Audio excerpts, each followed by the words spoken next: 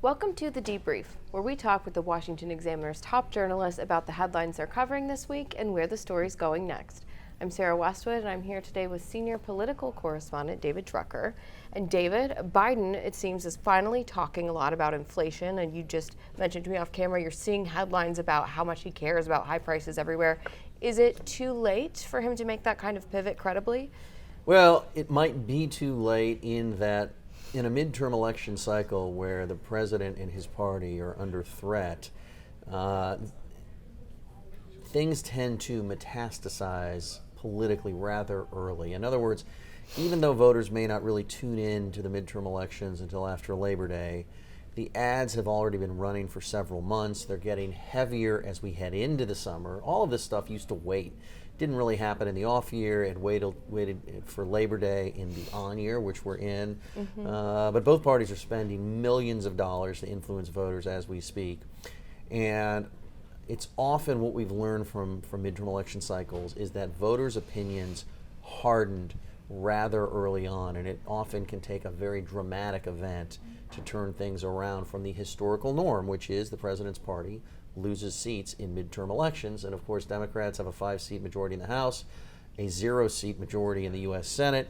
They don't have to lose much to lose control of both chambers. Now, having said all of that, President Biden has to talk about something. And Democrats are in a better position to try and stem their losses, hold them down, if he's talking about the issue voters care about most.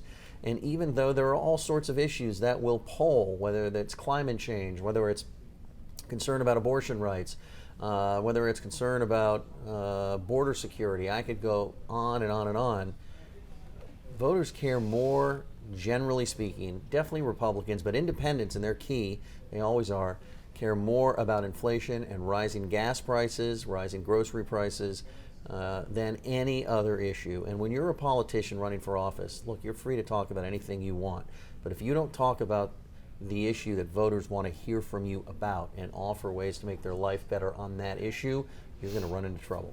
Part of the strategy that we've been reading about in this pivot to the economy that Biden's undergoing is to highlight the good parts about the economy, the fact that the jobs market is very healthy right now, for example. Is there a chance that that could backfire because it sort of doesn't seem to match up with what people are experiencing in their actual lives? Yeah, so it's always dangerous, and politicians in both parties run into this. On the one hand, you want to be able to say, I am doing things that you want me to do. Look, this is going well, that's going well, in case you didn't know.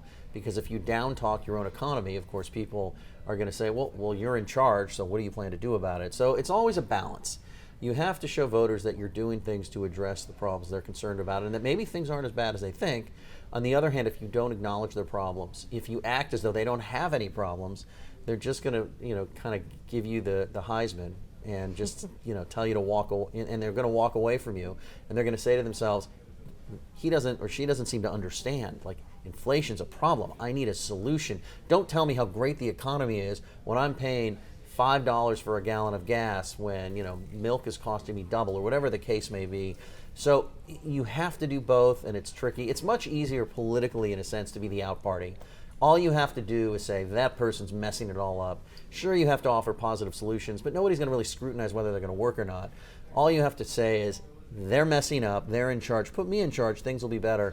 It's a more seamless message than when you're in charge and vulnerable, where you have to try and balance the two. Well, David, thank you so much for being here today. You can get more reporting from David and the rest of the political team at washingtonexaminer.com.